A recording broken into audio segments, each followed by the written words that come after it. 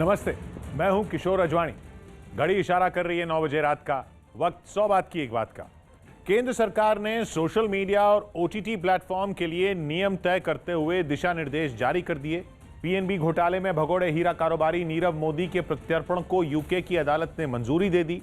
Petrol और diesel की बढ़ी कीमतों के विरोध में पश्चिम बंगाल की मुख्यमंत्री ममता बनर्जी इलेक्ट्रिक स्कूटर पर अपने दफ्तर पहुंची और अहमदाबाद के नरेंद्र मोदी स्टेडियम में हुए पिंक बॉल टेस्ट मैच में भारत ने इंग्लैंड को हराकर सीरीज में 2-1 की बढ़त बना ली। उत्तर प्रदेश के प्रयागराज में प्रतियोगी परीक्षाओं की तैयारी कर रहे उम्मीदवारों ने बेरोजगारी के मुद्दे पर प्रदर्शन किया। इस दौरान सैकड़ों की संख्या में प्रदर्शनकारियों के सड़क पर जुटने से वहां ट्रैफिक जैम हो गया, जिसके बाद पुलिस को उन्हें हटाने के लिए उन पर सख्ती बरतनी पड़ी। वहां कई महिला प्रदर्शनकारी भी धरना देती नजर आई, लेकिन पुलिस ने उन्हें भी हटाना शुरू कर दिया।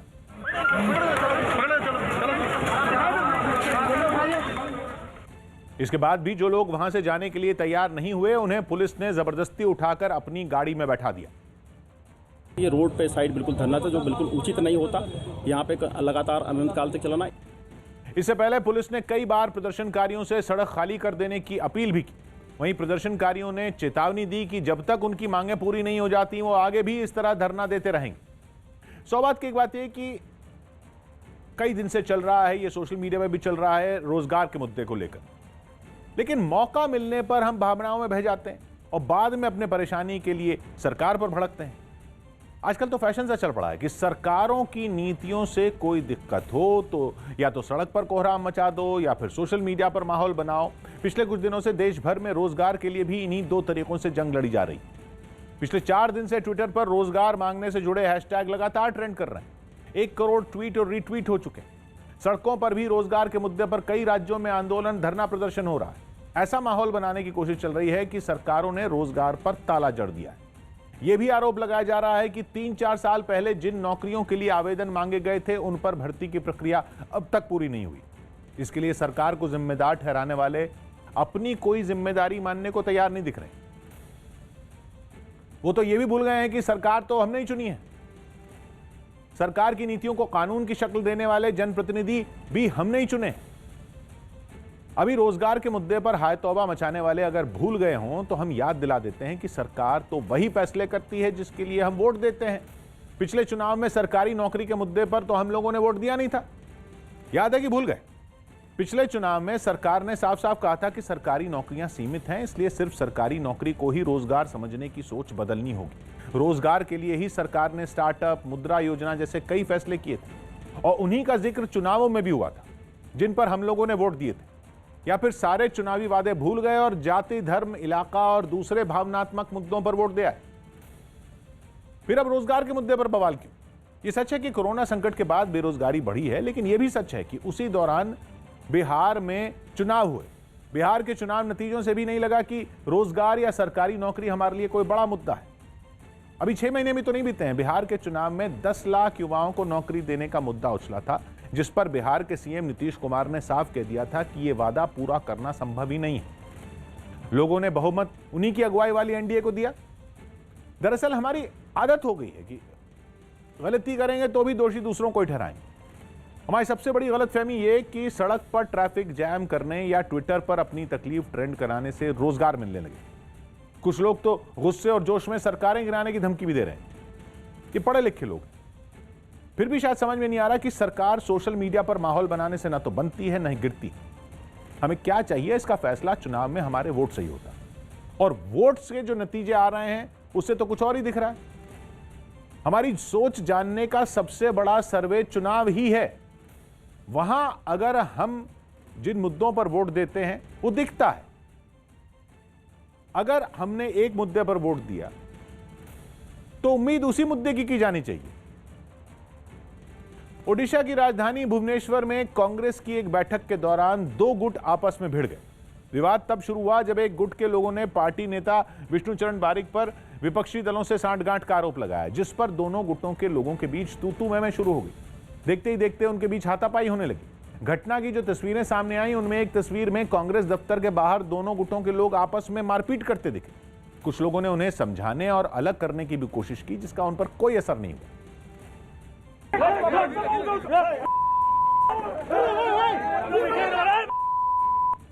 इससे पहले कांग्रेस दफ्तर के अंदर दोनों पक्षों के लोग एक दूसरे पर हावी होने की कोशिश करते रहे। इस बीच वहां मौजूद कुछ लोगों ने तोड़फोड़ शुरू कर दी। एक आदमी तो कांग्रेस नेता विष्णुचरण बारिक के साथ मारपीट पर उतारू दिखा।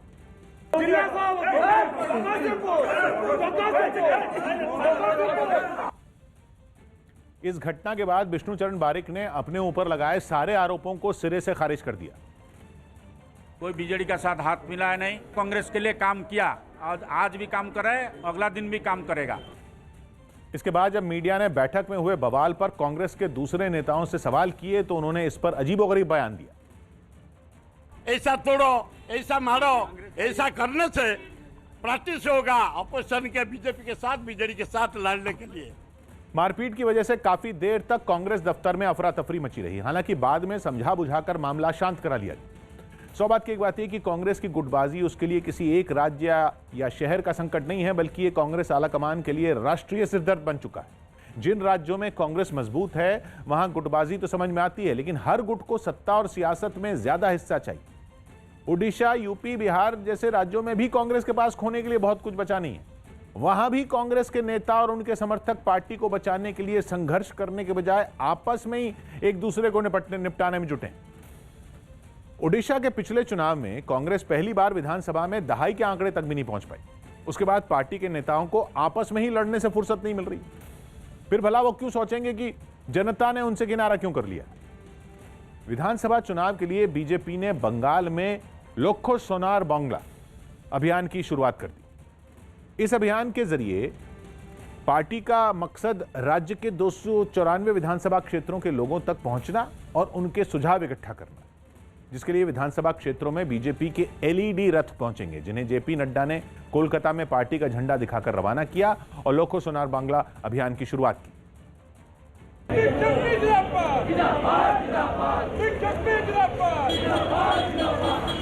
फूलों और गुब्बारों से सजे ये एलईडी रथ सुझाव पेटी लेकर बंगाल के लोगों के बीच जाएंगे। जेपी नड्डा ने लोक्खो सोनार बांग्ला अभियान की शुरुआत कर दी। आप देख सकते हैं बीजेपी का झंडा दिखाकर इन जो एलईडी रथ हैं उनको रवाना कर रहे हैं। इस अभियान की शुरुआत करने से पहले जेपी नड्डा ने उम्मीद जताई कि इस मुहिम से बंगाल में परिवर्तन की राह आसान होगी। असल परिवर्तन के लिए सोनार बांग्ला का सपना कैसे पूरा किया जा सकता है, इसको हम प्रयासरत रहे। इस अभियान के जरिए जो सुझाव इकट्ठा होंगे उनके आधार पर बीजेपी अपना घोषणा पत्र तैयार करने वाली है। पार्टी का लक्ष्य है कि वो करीब 2 करोड़ लोगों की राय इकट्ठा करे। सौ बात की एक बात यह कि लोक्खो सोनार बांग्ला का हिंदी में मतलब है पश्चिम बंगाल को सुनहरा बनाने का लक्ष्य। लोक्खो वहां के ज्यादा से ज्यादा वोटरों तक सीधे संपर्क के लिए बीजेपी ने परिवर्तन रथ यात्राएं शुरू की थी। क्योंकि बड़ी रथ यात्राओं को पश्चिम बंगाल के सभी विधानसभा इलाकों तक जाने में समय लगता और वहां चुनाव का ऐलान होने में ज्यादा दिन बचे नहीं हैं, इसलिए बीजेपी ने बंगाल की सभी 294 सीटों पर एक साथ अभियान शुरू कर दिया।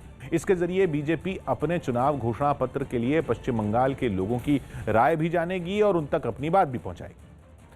म्यांमार में तख्ता पलट का विरोध करने वालों पर अब तक तो सेना और पुलिस ही डंडा चला रही थी, लेकिन अब सेना के समर्थक भी प्रदर्शनकारियों के खून के प्यासे बन बैठे। इसके सबूत के तौर पर म्यांमार के यांगोन से सांसें अटका देने वाला एक वीडियो सामने आया, जिसमें सेना के कुछ समर्थकों ने सेना के विरोधियों पर दिन दहाड़े हमला कर दिया और भरे बाजार में चीख पुकार मच गई। जान बचाने के लिए आदमी, महिलाएं, बच्चे, बूढ़े सब भागते दिखे। तभी पीछे पीछे हाथ में चाकू लिए एक आदमी आराम से चलता हुआ नजर आया। उसे देखकर लोग थर थर कांप रहे थे, लेकिन वो चाकू के दम पर हीरो बना घूम रहा था। इस बीच सीसीटीवी फुटेज में एक आदमी कुछ हमलावरों से जान बचाकर भागता नजर आया, लेकिन तभी वो सामने खड़े चाकूबाज के हत्थे चढ़ गया। बदमाश ने उस पर चाकू से हमला कर दिया। इसके बाद तो सभी हमलावर उस निहत्थे पर टूट पड़े। किसी ने डंडा चलाया, किसी ने हाथ, तो किसी ने लात। मारपीट करने के बाद सब बड़ी ही आसानी से रफूचक्कर भी हो गए। बताया गया कि यह घटना तब हुई जब कुछ प्रदर्शनकारी सेना के समर्थन में मार्च निकाल रहे थे, लेकिन तभी सड़क किनारे खड़े कुछ लोगों ने उनका मजाक उड़ा दिया। इस पर सेना के समर्थक भड़क गए। सौ बात की एक बात है कि म्यांमार में सैन्य तख्ता पलट के बाद से लोकतंत्र समर्थकों ने हड़ताल कर रखी है। म्यांमार के शहरों में लोकतंत्र की बहाली के लिए हजारों लोग 3 हफ्ते से प्रदर्शन कर रहे हैं, जिन्हें वहां की सेना डराने धमकाने में जुटी। प्रदर्शन करने वालों पर म्यांमार की सेना ने सख्ती दिखाई तो अमेरिका से लेकर तमाम देशों ने अपने तेवर कड़े कर दिए। कुछ दिन पहले म्यांमार की सेना ने धमकी दी थी कि लोकतंत्र समर्थक युवाओं को हिंसा के लिए उकसा रहे हैं। तभी आशंका थी कि म्यांमार की सेना अपने समर्थकों की आड़ में आंदोलन कुचलने की कोशिश कर सकती है। वो आशंका सच साबित हुई। अब डर यह है कि कहीं म्यांमार में लोकतंत्र के समर्थकों और सेना के समर्थकों के बीच हिंसक झड़पों का सिलसिला न शुरू हो जाए। चीन के एफडीआई प्रस्तावों को मंजूरी पर सियासी घमासान छिड़ गया। चीन के एफडीआई प्रस्तावों को मंजूरी देने पर राहुल गांधी ने प्रधानमंत्री पर हमला किया और अपने ट्वीट में लिखा कि चीन समझ गया है कि पीएम उसके दबाव में झुक गए हैं। जिसके जवाब में बीजेपी नेता अमित मालवीय ने अपने ट्वीट में राजीव गांधी फाउंडेशन में चीन की फंडिंग के आरोप का जिक्र कर दिया और लिखा कि चीन तो समझ गया, राहुल गांधी कब समझेंगे। न्यूजीलैंड ने दूसरे टी20 मैच में भी ऑस्ट्रेलिया को 4 रन से हरा दिया। इसी के साथ उसने 5 मैचों की इस सीरीज में 2-0 से बढ़त हासिल कर ली। मुकाबले में न्यूजीलैंड ने पहले खेलते हुए 20 ओवरों में 7 विकेट पर 219 रन बनाए थे, जिसके बाद ऑस्ट्रेलिया की टीम अच्छे प्रदर्शन के बावजूद 8 विकेट पर 215 रन ही बना पाई। बीजेपी अध्यक्ष जेपी नड्डा रविवार को वाराणसी के दौरे पर जाएंगे। वो वहां पार्टी कार्यालय का उद्घाटन करेंगे और जिले के बूथ अध्यक्ष के घर चाय पे चर्चा कार्यक्रम में भी शामिल होंगे। यही नहीं, नड्डा अपने 2 दिनों के दौरे में काशी विश्वनाथ मंदिर में भी पूजा कर सकते हैं। महाराष्ट्र के वाशिम जिले में बोहरा देवी मंदिर के महंत और उनके परिवार के 4 सदस्यों की कोरोना रिपोर्ट पॉजिटिव आई। 2 दिन पहले महाराष्ट्र के मंत्री संजय राठौड़ इसी मंदिर में दर्शन करने पहुंचे थे। दावा है कि मंत्री के इस मंदिर दर्शन कार्यक्रम के दौरान बड़ी संख्या में उनके समर्थक भी वहां पहुंच गए थे और आरोप है कि उन्होंने वहां कोरोना नियमों का बिल्कुल भी ध्यान नहीं रखा। इस मुद्दे के तूल पकड़ने के बाद सीएम उद्धव ठाकरे ने 1 दिन पहले ही इस मामले में जांच के आदेश दे दिए थे। दिल्ली के सीएम अरविंद केजरीवाल सुबह गुजरात के सूरत जाएंगे, जहां वो रोड शो में भी हिस्सा लेंगे। पिछले दिनों सूरत नगर निगम के चुनावों में कांग्रेस को पछाड़कर आम आदमी पार्टी दूसरे नंबर की पार्टी बनी थी। इस जीत से उसे नगर निगम में मुख्य विपक्षी पार्टी का भी दर्जा मिल गया। पेट्रोल और डीजल की लगातार बढ़ती कीमतों के विरोध में पश्चिम बंगाल की मुख्यमंत्री ममता बनर्जी ने भी मोर्चा खोल दिया। विरोध जताने के लिए ममता बनर्जी कोलकाता में इलेक्ट्रिक स्कूटर पर सवार होकर सचिवालय के लिए निकली और उनके साथ पार्टी के कुछ समर्थक भी स्कूटरों और मोटरसाइकिलों पर चल पड़े। जिस स्कूटर पर ममता बनर्जी सवार हुई, उसे उन्हीं की सरकार में मंत्री फिरहाद हकीम चला रहे थे, जबकि हेलमेट पहने पश्चिम बंगाल की मुख्यमंत्री पीछे की सीट पर बैठी नजर आई। कोलकाता की सड़कों से निकलते हुए उनके दोपहिया वाहनों का काफिला थोड़ी देर बाद सचिवालय पहुंचा, जहां स्कूटर पर बैठे बैठे ममता बनर्जी ने केंद्र सरकार पर निशाना साधा। समस्त কিছু বিক্রি করে দেওয়া হচ্ছে, পুরো দেশটাকে মোদি সরকার আর অমিত বাবু বিক্রি করে দিয়েছে। हालांकि बीजेपी ने ममता बनर्जी के विरोध के इस तरीके को जनता का ध्यान भटकाने वाला स्टंट करार दिया। जनता का नजर फिराने के लिए मुख्यमंत्री एक चमक दे रहे हैं। महंगाई के मुद्दे पर इससे पहले भी ममता बनर्जी केंद्र सरकार को घेरने की कोशिश कर चुकी। वहीं दिल्ली में एलपीजी के दामों में लगातार हो रही बढ़ोतरी का विरोध करने के लिए कांग्रेस के 2 नेताओं ने सिलेंडर पर बैठकर मीडिया से बातचीत। इस साल फरवरी में तीसरी बार एलपीजी की कीमतों में इजाफा हुआ। राजधानी में सिलेंडर के दाम 25 रुपए बढ़कर 794 रुपए हो गए, जिसके विरोध में कांग्रेस प्रवक्ता सुप्रिया श्रीनेत और पार्टी के संचार विभाग के सचिव विनीत पुनिया ने सिलेंडरों के साथ प्रेस कॉन्फ्रेंस की। उन्होंने मीडिया से बातचीत के दौरान सिलेंडर पर तकिया रख लिया और फिर उस पर बैठकर बातचीत जारी रखी। सुप्रिया श्रीनेत ने तो अपने सामने मौजूद सिलेंडर पर माइक भी रख दिया। उन्होंने गैस की कीमतों में लगातार हो रहे उछाल पर केंद्र सरकार को खूब कोसा। इन सिलेंडर का यही यूज है, इसमें गैस भराने की तो हम लोगों की हैसियत अब है नहीं, जिस तरह से गैस के दाम बढ़ रहे हैं। सौभाग्य की बात यह कि पेट्रोल, डीजल, रसोई गैस की कीमतों के मुद्दे पर सारी विपक्षी पार्टियां केंद्र सरकार को घेरने में जुटी हैं। कांग्रेस ने इस मुद्दे पर देश भर में आंदोलन खड़ा करने की कोशिश पिछले हफ्ते की थी, जिसे जमीन पर लोगों को समर्थन लोगों का शायद बहुत ज्यादा नहीं मिला। अब उसी मुद्दे को पश्चिम बंगाल के चुनाव में गरमाने की कोशिश की जा रही। वहां कांग्रेस और लेफ्ट फ्रंट के कार्यकर्ता भी पेट्रोल डीजल के दाम पर जुलूस निकालने और पदयात्रा कर रहे हैं। ममता बनर्जी का विरोध थोड़ा हटके था। ये टीएमसी का कोई राजनीतिक कार्यक्रम नहीं था। वो सीएम की हैसियत से इलेक्ट्रिक स्कूटी पर सवार होकर गले में पोस्टर लटकाकर सचिवालय पहुंचे। हालांकि उनके साथ काफिले में शामिल दूसरे लोग पेट्रोल से चलने वाली मोटरसाइकिल ही चला रहे थे। केंद्र सरकार ने सोशल मीडिया और ओटीटी प्लेटफॉर्म के लिए नियम तय करते हुए दिशा निर्देश जारी कर दिए। न्यूज 18 के विक्रांत यादव की रिपोर्ट है कि नए दिशा निर्देश लागू होने के बाद सोशल मीडिया से किसी भी आपत्तिजनक पोस्ट को 24 घंटे के अंदर हटाना होगा और सभी सोशल मीडिया प्लेटफॉर्म को भारत में अपने अधिकारियों की तैनाती करनी होगी, जो शिकायतों को दर्ज करने और उन पर कार्रवाई करने का काम करेंगे।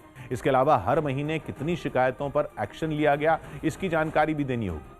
किसी भी अफवाह या गलत कंटेंट के बारे में यह भी बताना होगा कि सबसे पहले उसे किसने पोस्ट किया, ताकि भारतीय कानून के तहत उस शख्स पर कार्रवाई हो सके।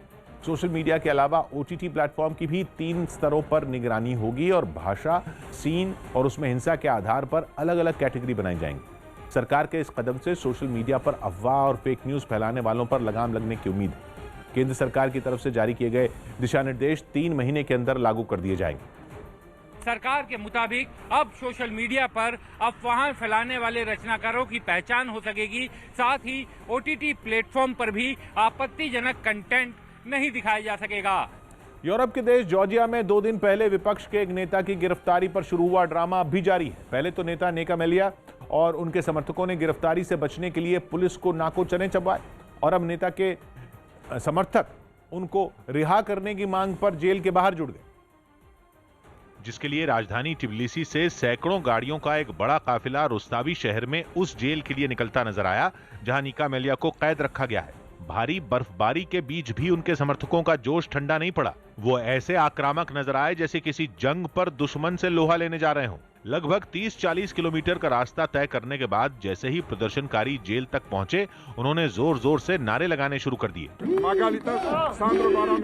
निका मेलिया पर 2019 में सरकार विरोधी प्रदर्शनों में दंगे भड़काने का आरोप है, लेकिन उनका और उनके समर्थकों का दावा है कि उन पर लगे आरोप राजनीतिक साजिश का हिस्सा हैं।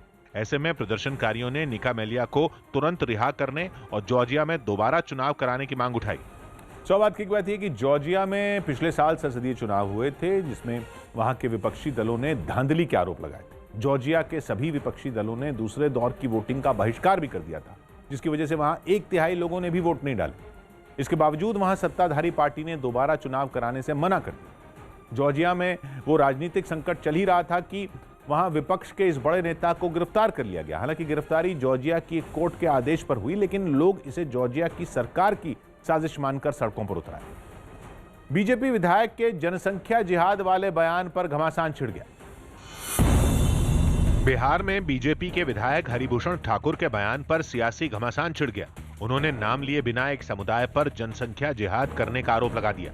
एक समाज जनसंख्या बढ़ाकर भारत के संसाधनों को लूटना चाहता है। जवाब में AIMIM और RJD ने बीजेपी पर नफरत की राजनीति करने का आरोप लगाया। अल्पसंख्यक समुदाय को निशाना करके इस तरह की बात करना, नफरत फैलाना इन लोगों की पुरानी आदत रही है। दिल्ली के पास गाजियाबाद में पुलिस ने 2 अगवा बच्चों को ढूंढ निकाला। आरोप है कि इन्हें एक आदमी बहला फुसलाकर अपने साथ ले गया था, जिसे पुलिस ने गिरफ्तार कर लिया है। बांग्ला फिल्मों की अभिनेत्री पायल सरकार बीजेपी में शामिल हो गई। कोलकाता में बीजेपी अध्यक्ष JP नड्डा की मौजूदगी में उन्होंने पार्टी का दामन थामा। बंगाल के सारे लोग यही चाहते हैं और आज से बेटर दिन ये हो नहीं सकता। महाराष्ट्र में कुछ संतों ने बीजेपी नेताओं के साथ मिलकर राज्यपाल भगत सिंह कोश्यारी से मुलाकात की। इन साधु संतों ने राज्यपाल से मंत्री विजय वडेट्टीवार पर साधुओं के अपमान का आरोप लगाया और कार्रवाई की मांग की। कुछ दिन पहले मंत्री विजय वडेट्टीवार पर साधुओं के खिलाफ विवादास्पद बयान देने का आरोप लगा था।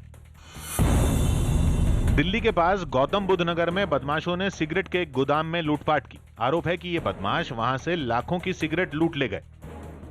उत्तर प्रदेश के प्रयागराज से रोंगटे खड़े कर देने वाली एक तस्वीर सामने आई, जहां बाहुबली और पूर्व सांसद अतीक अहमद के करीबी का 3 मंजिला मकान ढहाने के दौरान बड़ा हादसा टल गया। प्रयागराज डेवलपमेंट अथॉरिटी के अधिकारी वहां ऑपरेशन माफिया के तहत कार्रवाई करने पहुंचे और जैसे ही खुदाई करने वाली एक मशीन ने मकान को ढहाया, मकान का मलबा उस पर गिर पड़ा, जिसके बाद वहां अफरा तफरी मच गई। मकान के नीचे गिरते ही वहां धूल का गुबार छा गया, जिसकी वजह से वहां दिखना तक बंद हो गया। मौके पर मौजूद लोग घबरा गए और वो खुदाई करने वाली मशीन में बैठे ऑपरेटर के लिए जोर जोर से चिल्लाने लगे।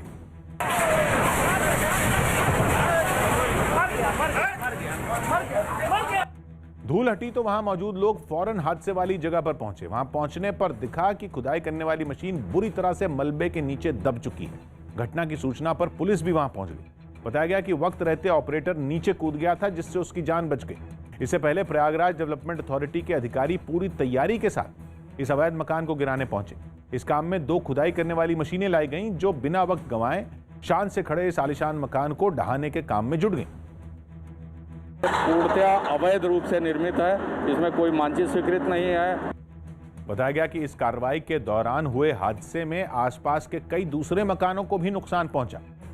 सौभाग्य की बात यह कि यूपी में बाहुबलियों और भूमाफिया के खिलाफ पिछले साल जुलाई से ही अभियान चलाया जा रहा है। इसके तहत अकेले प्रयागराज में ही अब तक 4 दर्जन इमारतें ध्वस्त की जा चुकी हैं, जिन्हें या तो बिना नक्शा पास कराए बनाया गया था या फिर सरकारी या निजी जमीनों पर जबरन कब्जा कर लिया गया। इस अभियान में पुलिस प्रशासन को 2 तरह की चुनौती झेलनी पड़ रही।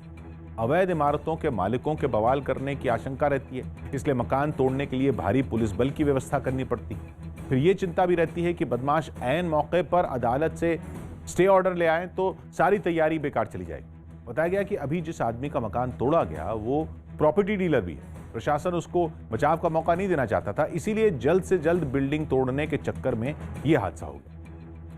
महाराष्ट्र के वाशिम और सोलापुर के स्कूल में बच्चों के कोरोना पॉजिटिव मिलने से हड़कंप मच गया। न्यूज़ 18 के विवेक गुप्ता की रिपोर्ट है कि महाराष्ट्र के वाशिम के एक निजी स्कूल में 229 बच्चे कोरोना पॉजिटिव पाए गए। 5वीं से 8वीं तक के ये सभी बच्चे महाराष्ट्र के अलग अलग इलाकों के हैं जो स्कूल के हॉस्टल में रह रहे थे। बड़ी तादाद में बच्चों के कोरोना की चपेट में आने के बाद फिलहाल स्कूल को ही क्वारंटीन सेंटर बना दिया गया है। इससे पहले वहां 27 जनवरी को स्कूल खोलने के निर्देश दिए गए थे, जिसके बाद ये सभी बच्चे 14 फरवरी को वहां पहुंच गए थे। इसी तरह सोलापुर के एक दिव्यांग स्कूल में भी 42 बच्चे और 8 टीचरों के कोरोना की चपेट में आने की खबर है।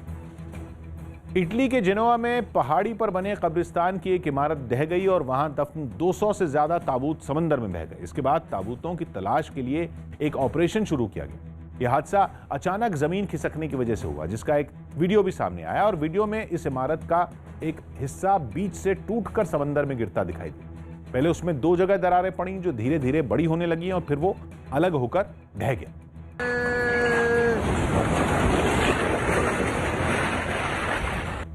हालात जब संभल गए तो सर्च ऑपरेशन शुरू किया गया। बताया गया कि उस इमारत में लोगों के शव दफन थे जो ताबूतों के साथ समंदर में बह गए, जिनकी तलाश के लिए कई टीमें नाव से समंदर में घूमती नजर आईं। इस हादसे में इमारत का एक हिस्सा पूरी तरह मलबे में बदल गया और कई ताबूत समंदर किनारे पड़े नजर आए। कोर्ट के आदेश के बाद आजम खान की पेंशन पर रोक लगा दी गई।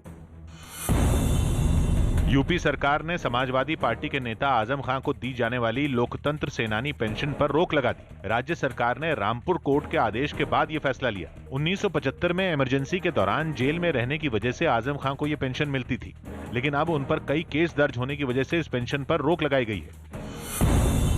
बैंक और मेटल सेक्टर में तेजी से शेयर बाजार में फिर बढ़त दर्ज की गई। सेंसेक्स 258 अंक उछलकर 51,039 पर बंद हुआ।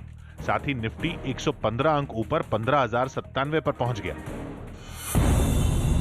पश्चिम बंगाल सरकार ने AIMIM नेता असदुद्दीन ओवैसी को कोलकाता में रैली की इजाजत नहीं दी। इसकी वजह से उन्हें अपना कार्यक्रम रद्द करना पड़ा। ओवैसी ने इस मामले में चुनाव आयोग में शिकायत करने की बात कही। पब्लिक मीटिंग करना चाह रहा हूं तो आप क्यों इजाजत नहीं देते मेरे को?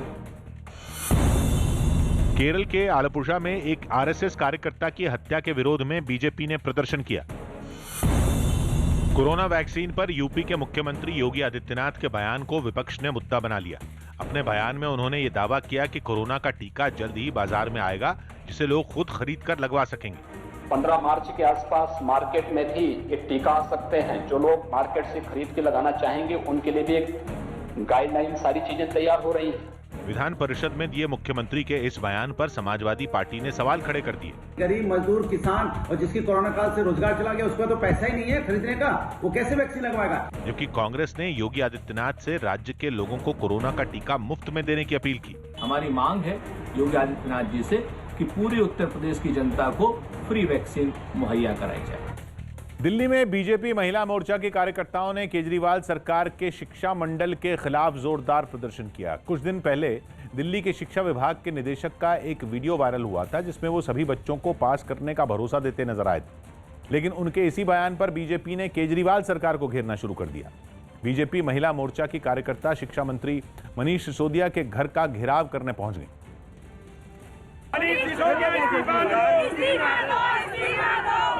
हालांकि पुलिस ने बैरिकेड लगाकर उन्हें रोक दिया, जिसके बाद उन्होंने वहीं खड़े होकर प्रदर्शन शुरू कर दिया। तमाम जो महिलाएं आप देख रहे हैं वे विरोध प्रदर्शन कर रही हैं। उनका साफ तौर पर कहना है कि दिल्ली के जो शिक्षा मंत्री हैं वो फेल शिक्षा मॉडल को लेकर उन्हें जल्द इस्तीफा दे देना चाहिए। दिल्ली बीजेपी के अध्यक्ष आदेश गुप्ता इस प्रदर्शन की अगुवाई कर रहे थे, जिन्होंने शिक्षा विभाग के निदेशक के साथ मनीष सिसोदिया पर भी कार्रवाई की मांग की।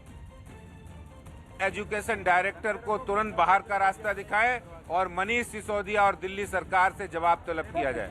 यही नहीं, उन्होंने केजरीवाल सरकार के शिक्षा मॉडल को हर मोर्चे पर फेल बताया और उपराज्यपाल से इस मामले में कार्रवाई की अपील की। सौभाग्य की एक बात यह कि दिल्ली में अभी विधानसभा चुनाव तो दूर हैं, लेकिन तीनों नगर निगमों के चुनाव साल भर बाद ही होने हैं। उससे पहले उत्तर दिल्ली नगर निगम के 2 और पूर्वी दिल्ली नगर निगम के 3 वार्ड में उपचुनाव हो रहे हैं। 28 फरवरी को वोटिंग होनी। उपचुनाव के नतीजों को अगले अप्रैल में होने वाले एमसीडी चुनावों का एक ट्रेलर माना जा रहा है। दिल्ली में पिछले 8 साल से किसी भी चुनाव में टक्कर बीजेपी और आम आदमी पार्टी के बीच ही होती रही है। दिल्ली के नगर निगमों में बीजेपी के सामने अपना दबदबा कायम रखने की चुनौती है, इसलिए पिछले कई महीनों से वो दिल्ली सरकार को बिजली, पानी, दवा, पढ़ाई के मुद्दे पर घेरने में जुटी। ये 4 मुद्दे ऐसे हैं जिन्हें केजरीवाल सरकार अपनी सबसे बड़ी कामयाबी बताती रही। कोरोना संकट में बीजेपी ने मौत के आंकड़े छिपाने का आरोप लगाकर हंगामा किया, फिर दिल्ली जल बोर्ड में भ्रष्टाचार का आरोप लगाकर हल्ला बोला। अब दिल्ली सरकार की शिक्षा व्यवस्था पर बीजेपी ने सवाल उठाया, जिसका मौका उसे दिल्ली के शिक्षा निदेशक के एक वायरल वीडियो से बैठे बैठाए मिल गया। भारतीय सेना की बढ़ती ताकत का डर अब पाकिस्तान को सताने लगा है। न्यूज़ 18 के संदीप बोल की रिपोर्ट है कि भारत के स्वदेशी टैंक अर्जुन के एडवांस वर्जन से डरकर पाकिस्तान अपने टैंकों की हिफाजत करने में जुटा है और इसके लिए वो यूरोपीय देश यूक्रेन से 200 एक्टिव प्रोटेक्शन सिस्टम खरीदने की तैयारी कर रहा है, जो एक रेडार बेस्ड सिस्टम है और 1200 मीटर प्रति सेकंड की रफ्तार से आने वाली किसी भी मिसाइल को टैंक से लगने से पहले ही नाकाम कर देता है। खबर है कि पाकिस्तान इसी साल अगस्त में यूक्रेन से इसका समझौता भी कर सकता है। भारतीय टैंक अर्जुन के अलावा एंटी टैंक गाइडेड मिसाइल नाग ने भी पाकिस्तान को अपने टैंकों की सुरक्षा बढ़ाने पर मजबूर कर दिया है। इंडोनेशिया के सुलावेसी प्रांत में सोने की एक खदान में हुए हादसे में 3 मजदूरों की मौत हो गई, जबकि खदान में फंसे 15 से ज्यादा लोगों की जान बचा ली गई।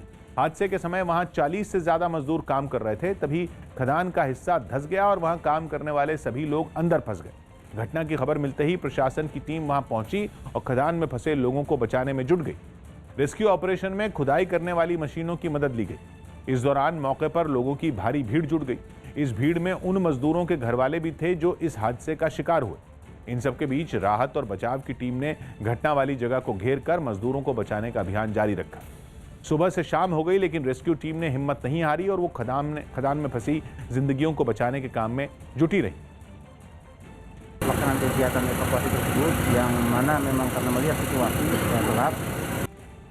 चुनाव से कुछ महीने पहले प्रधानमंत्री ने तमिलनाडु को बहुत सारे विकास कार्यों की सौगात दी। उन्होंने वहां के कोयम्बतूर में 12,400 करोड़ की बिजली परियोजनाओं और विकास कार्यों की शुरुआत की, जिसके बाद वो एक रैली को संबोधित करने के लिए रवाना हुए और रास्ते में उनका शानदार स्वागत किया गया।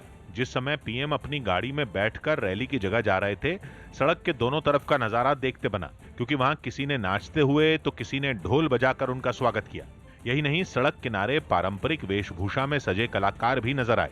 पीएम के लिए लोगों की दीवानगी का आलम यह था कि पूरे रास्ते वो हाथ हिलाकर उनके तमिलनाडु आने पर खुशी जताते रहे। प्रधानमंत्री ने भी उसी उत्साह के साथ उन्हें हाथ हिलाकर जवाब दिया, जिसके बाद उन्होंने कोयम्बतूर में जनसभा को संबोधित करते हुए ये संकेत दिया कि इस बार तमिलनाडु के चुनाव में विकास का मुद्दा अहम होगा। The only politics people will accept is politics of development and good governance. अपनी इस सभा से प्रधानमंत्री ने ये संदेश भी दिया कि छोटे कारोबारी और छोटे किसान उनकी सरकार की प्राथमिकताओं में शामिल हैं।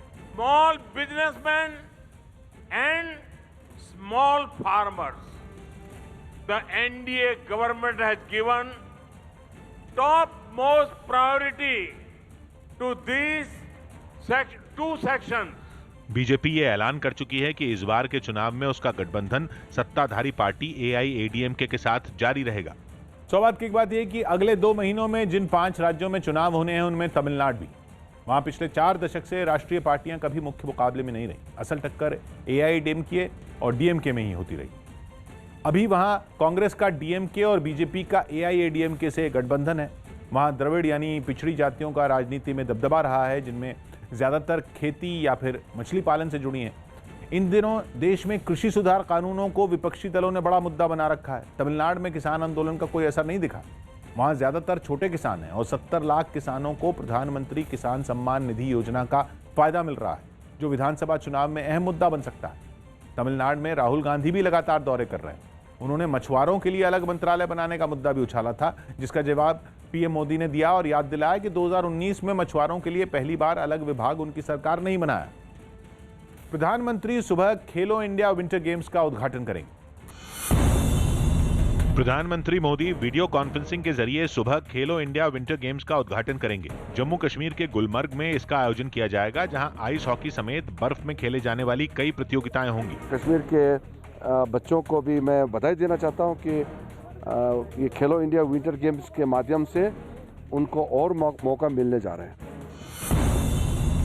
मुंबई में कारोबारी पर सनी लियोनी की गाड़ी का नंबर इस्तेमाल करने का आरोप लगा। इस मामले में पुलिस ने आरोपी कारोबारी को गिरफ्तार कर लिया। कई बार ट्रैफिक नियम तोड़ने का चालान मिलने के बाद सनी लियोनी ने पुलिस में इसकी शिकायत की थी, जिसके बाद मामले का पता चला। पुलिस ने हिरासत में लिया है और गाड़ी भी जब्त की गई है। उत्तरी दिल्ली नगर निगम ने चांदनी चौक के हनुमान मंदिर को दोबारा न तोड़ने के लिए एक प्रस्ताव पारित किया।